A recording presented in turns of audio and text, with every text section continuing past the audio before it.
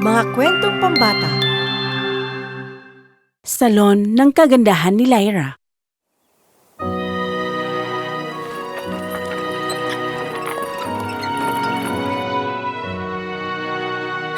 Pwesit na upuan to, palaging umaalog.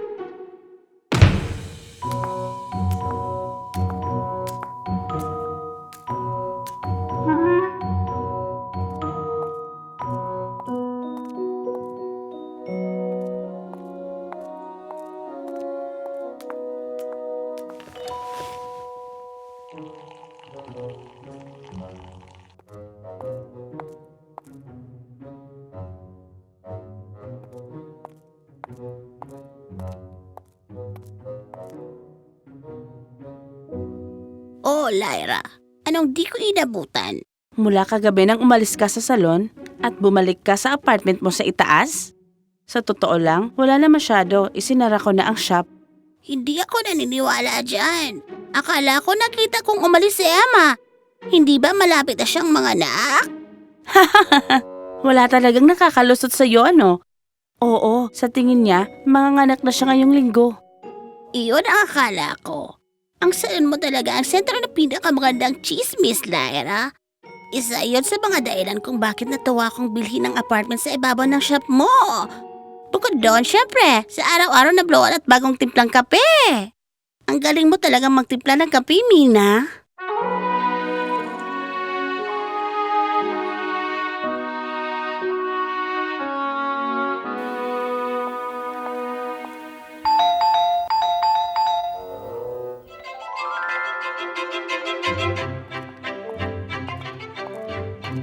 Paano kita matutulungan? Gusto ko sana magpagupit ng maikli, pakiusap. Napakaganda. Hanapan ko kayo ng magandang pwesto.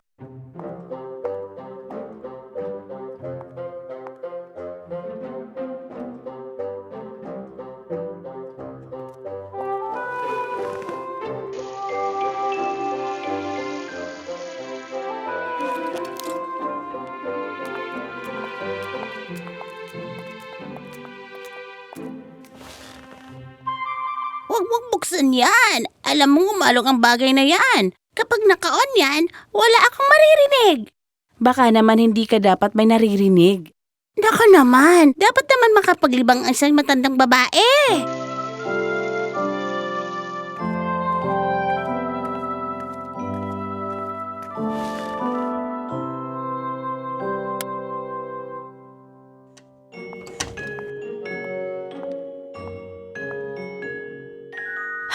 Kailangan kong ipagawa. Nabiyak kasi ang kuko ko habang tinutulungan ko ang babaeng nasa kalsada na mag-impake ng mga gamit niya. Alam mo, siguradong tumatakas siya sa asawa niya. Lilipat siya sa ibang bayan.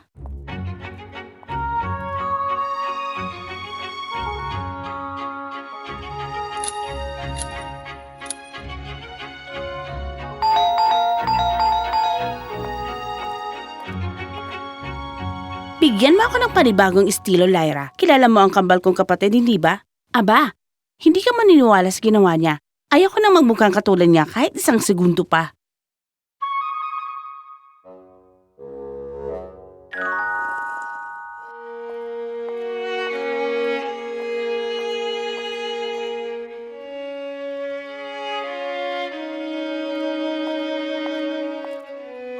Naalala ko lang na may appointment pala ako mamayang hapon.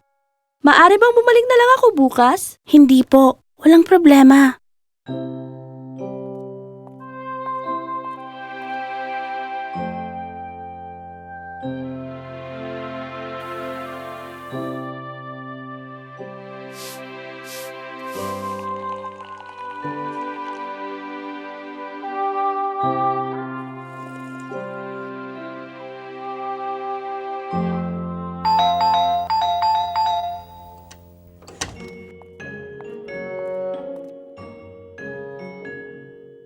Handa ka na bang putulin natin ang lahat?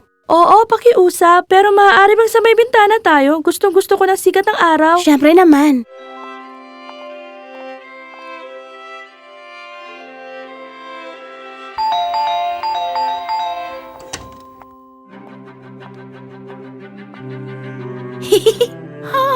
Gusto ko magpaganda, pakiusap, Lyra. May bago akong gwapong lalaki na gusto kong magpabilib.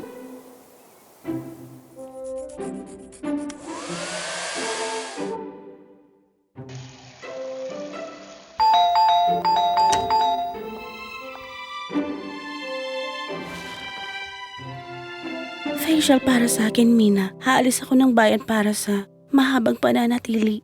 Kailangan kong maging maganda.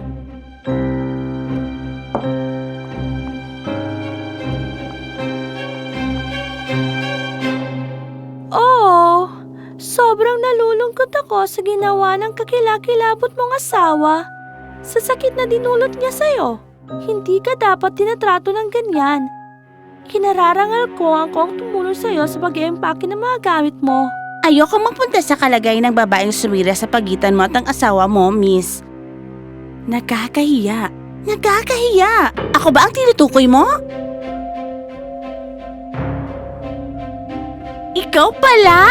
Hindi ko alam! Sinira mo ang isang pamilya. Pangako ko, hindi niya sinabi sa akin na may asawa siya. Kung alam ko lang, hindi na sana. Dapat umalis ka na. Hindi ako makapaniwalang nakaharap ko ngayon ang babaeng umaga sa asawa ko. Ano ba meron sa salon mo, Lyra, at parang hindi kahit itong ibahagi ng mga babae ang kanilang pinakamalalim at pinakamadilim na sikreto? Sabi ng iba, mahika raw to ng salon. Wala akong magandang ideya. May hula ako.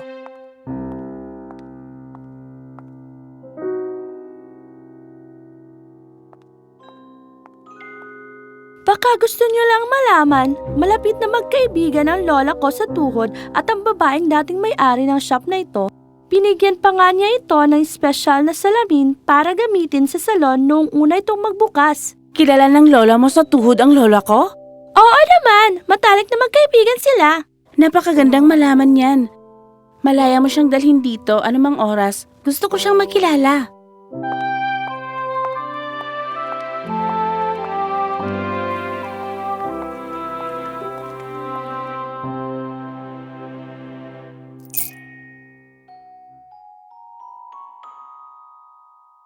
Ang pangalan ko ay Ellen. Salamat sa gupit. Babalik na lang ako ulit. Oh, nakita niyo ba ang mga baryang yon? Hindi pa ako nakakita ng ganong kalinis at kakinang ng mga barya. Siguradong bagong-bago iyon. Paano kaya siya nagkaroon ng ganon? Hindi ko siya pinagkakatiwalaan. Masyado siyang tahimik. Ako naman gusto ko ang pagiging tahimik niya. Hindi niya naabutan mga chismis na gusto kong marinig. Parang isang dula sa entablado. Customer ay customer, mga binibini. Hindi tayo mamimilit ng usapan. Nakikinig lang tayo at nagbibigay ng balikat kapag gusto niyang magsalita. Hindi natin alam ang kwento niya, kaya huwag tayong basta-basta manghusga. Napagpasyahan ko ng patawarin na kapatid ko. Matalino siyang babae at alam kong iiwan niyang lalaking hindi niya sinasadyang maagaw kay Rory. Magiging maayos din tayong lahat. Salamat sa salon mo at sa mahika nito. Kung wala ito, siguradong magulo kaming lahat. Isa na namang magandang umaga sa salon. Nagtataka ako kung ano ang dala ng araw na ito. Pakiramdam ko may mangyayaring espesyal, mga binibini. Lagyan mo ng cream at asukal ang kape ko ngayon, Mina.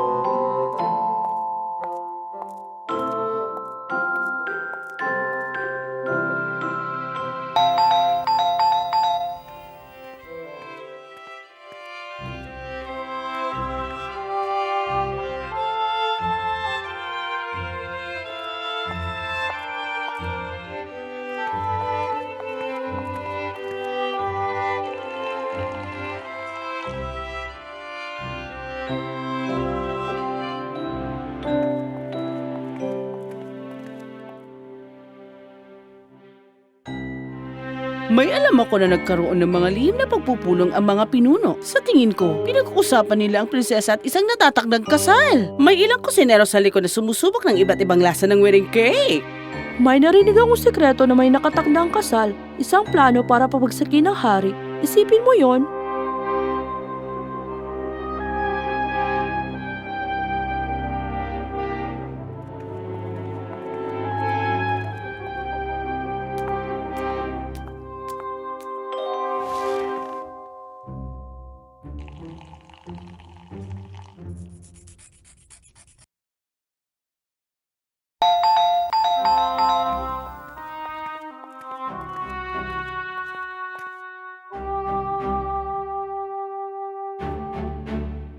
Panahon na para maganda para sa sayawan mamayang gabi. Mga binibini, magpaganda tayong lahat.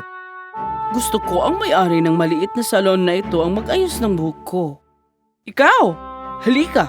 Halika! Ayusin mo ko! Para sa isang ginang na may mataas na katayuan sa kaharian, isa pong karangalan.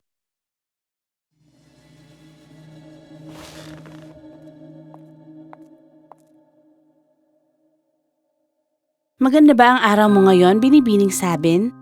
Pinilit ako ng baka kong asawa na makisali sa nakakainip na usapang iyon. Nako! Sinabi ko bang baka? Ang ibig kong sabihin ay mahal ko. Hindi ko alam kung bakit ayun ang lumabas sa bibig ko. Ayos lang po yun. Pinipilit niya akong paniwalaan na tungkol sa politika ang usapan nila. Pero hindi talaga. Kinamumuhian ko ang usapang iyon dahil wala itong iba kundi pagtataksil. Hindi lang yon. Natapos na nila ang buong plano nila. Balak nilang pilitin ang prinsesa na magpakasal. May isang batang pinsan o kamag-anak siya na ipapakasal sa pamilya ng hari para mapunta sa kanila ang linya ng korona. Walang magagawa si Prinsesa Eluin at mawawala sa hari ang kanyang trono. Nasabi ko ba talaga lahat ng yun ang malakas?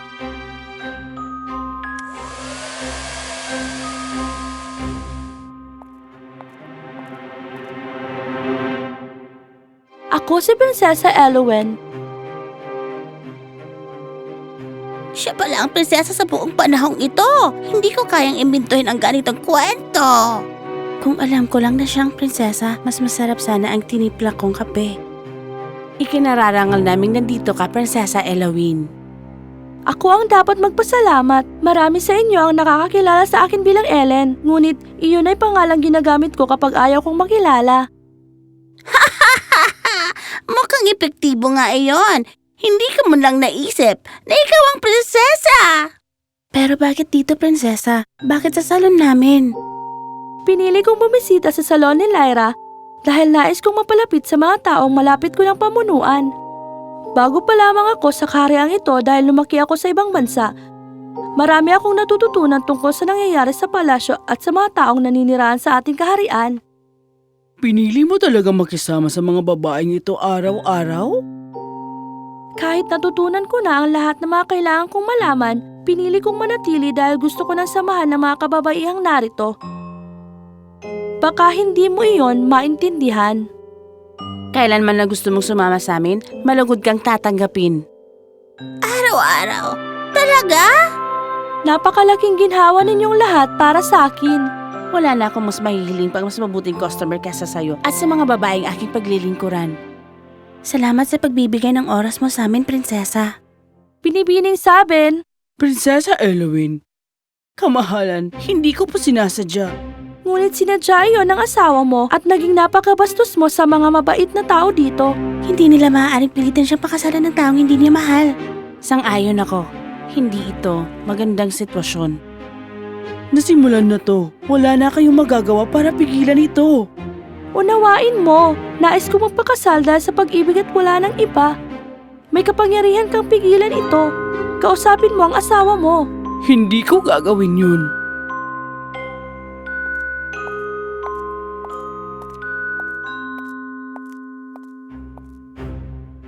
Alam mo, prinsesa, ay kapatid si Lady Sabine na ang pangalan ay Thomas. Ang asawa niya ay si Tally.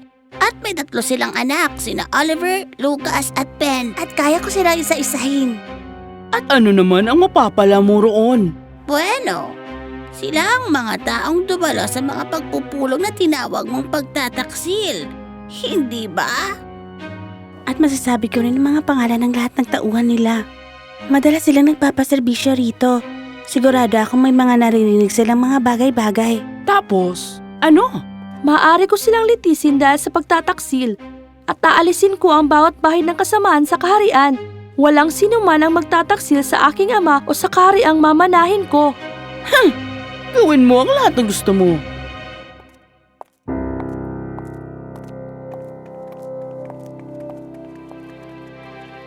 Mukhang marami pa tayong dapat gawin. Magtimpla ka pa ng kape, Mina. Andyan na. Hindi ko maintindihan ang mahika ng salon mo. Pero labis akong nagpapasalamat dito. Salamat sa pagligtas sa aking kinabukasan. Prinsesa Eowyn, naway matagpuan mo ang lalaking mamahalin mo ng tunay. At kapag dumating ang araw na iyon, ikalulugod naming ayusan ka